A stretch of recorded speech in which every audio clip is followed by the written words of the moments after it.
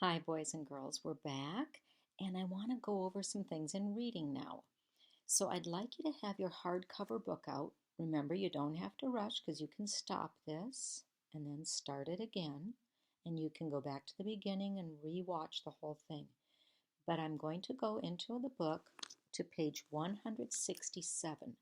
You should have reviewed your vocabulary words now so that you're pretty much familiar with what those words mean. If you haven't done that, you want to do that, and we'll review them again tomorrow. So, on the page 167, I'm going to reread this preview of our topic. Climate. Climate is the long-term weather conditions in a certain area of the Earth. The climate of Florida, for example, is hot in the summer and mild most of the winter. It also rains in all seasons of the year. The climate of a place affects how people live. In Florida, people can go outside most days. They can wear lightweight clothes for much of the year. What happens when the weather is often 30 or more degrees below zero and a warm day is just above freezing? How do people adjust to that kind of climate? How do they even survive it? Bundle up and read Life on the Ice to learn answers to these questions. So by now, you probably know this is going to be a nonfiction piece. This was written by the author to inform us. So if we turn to the first page where it says Life on the Ice, page 169, take a look at that picture. I see a lot of ice and a lot of snow, a lot of blue and white, blue sky and white snow and ice. It looks pretty cold. We're going to look at our essential question because throughout the reading, we're going to want to pay attention to this question. What are the coldest places on Earth like? Now, I came from Minnesota and it gets pretty cold, but the North Pole and the South Pole stay cold all year long. So turn to page 170, take a look at the picture, and read the caption. The North Pole is located in the middle of the Arctic Ocean and is usually covered by ice. Page 171, we see more ice and snow, huge amounts. And yet the sky is blue. I wonder where all that snow came from.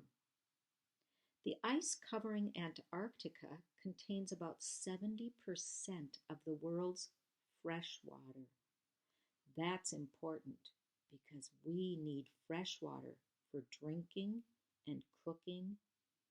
We can't use salt water for those things. And most of the water on Earth is salt water. Most of it's salt water, little bit of it's fresh water. But most of that fresh water is frozen in glaciers. Some of it's in the clouds, some of it's in the ground, some of it's in you or me or in plants and animals. So that means there's only about 1% that's available to us. But don't worry, the water cycle we learned about, it keeps on filtering our water. But we still have to be careful and keep our water clean. On page 172 and 173, we see more water, more snow, more sky. That's all we see, blue and white. Let's look at the caption. Icebergs can be as small as a piano or larger than a small country. It's bigger than a mountain.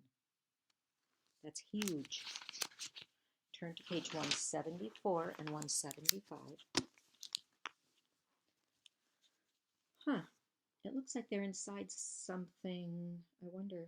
I see a windshield wiper and lots of controls. They're wearing headphones. It just looks white outside the window.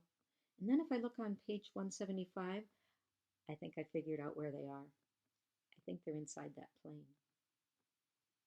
Let's read the caption. When pilots land at the South Pole, they keep their engines running. It's so cold that they might not start up again.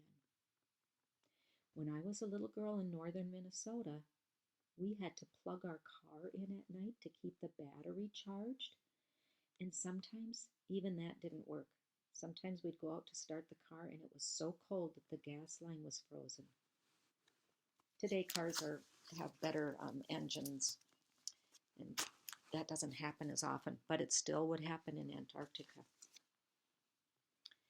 On page 176 and 177, we see a whole bunch of people walking. I notice they're all dressed really warmly. They're bundled up, and they're carrying backpacks. I wonder where they're going and what they're doing. Do they live there? Does anyone live in Antarctica? Look at page 177. There we see a woman, and it looks like she's got plastic gloves on her hands, like she's trying to keep everything clean. I wonder if she's collecting snow in that funnel, and maybe she's going to analyze it and look to see if there's any bacteria or dirt. We'll have to read tomorrow and find out. Let's turn the page. Oh, cool.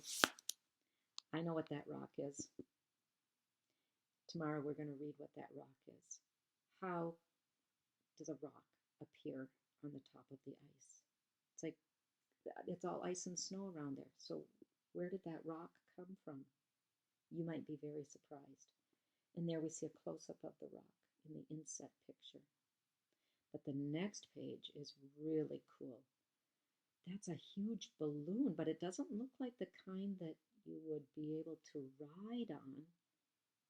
And inside of it, it looks like there's a cloud inside. I'm going to read about it tomorrow.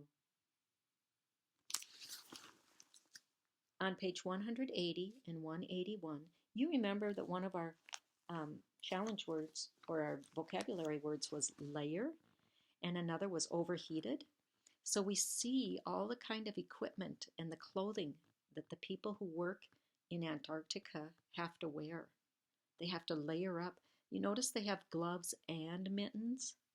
Sometimes they have to do things with their gloves on because it's so cold, but then to do little things like unscrew a bottle cap or collect a sample, they might have to take those gloves off, but take the mittens off and keep their gloves on. So they wear layers of clothing. And there we see somebody's head. You can hardly see, but their eyes are just looking out through that little opening, and it's freezing all around their face. They have goggles on to protect their eyes. Did you know you can sunburn your eyes in the snow? On page 181, it looks like they built a shelter or something. They're working hard. Listen to this. The body is like a furnace that needs fuel to keep running.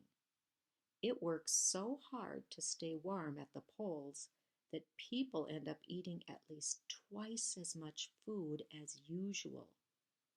Remember from science we talked about how food is our fuel that keeps us going? And when it's cold, your body has to keep warming itself up, and that uses up fuel, so you need to add more fuel, which is our food. Oh, you know what? I forgot to read the caption on page 180. Let's look back again. It says, no wearing earrings, rings. I'll start again. A good reader starts again when they make such a mistake. No wearing rings, earrings, or sunglasses with metal frames in the extreme cold. Metal gets so cold that it will freeze any skin that it touches. Let's turn. Page 182, we see a skier. I used to ski. I used to go downhill skiing and cross country skiing. They're both fun and both really good exercise. I hope you're getting exercise. Let's look at the page with the caption. Unlike most refrigerators, the one containing fruit and vegetables at the South Pole is heated. If they didn't heat their refrigerator, all the fruits and vegetables would be frozen solid and they couldn't eat them. That's crazy. On page 183, it looks like they're loading up the plane, getting ready to leave Antarctica. I don't think they live there. I think they only stay for a while. We'll find out. One guy is taking a picture. And in our last picture on page 184 and 185, we see the plane taking off. Tomorrow, we're going to read this together on the video, so you can read it on your own, but if you want to, you can listen and I'll be reading it with you tomorrow. I'm going to pause there and see how long this is because, like I said, I don't want to go too long.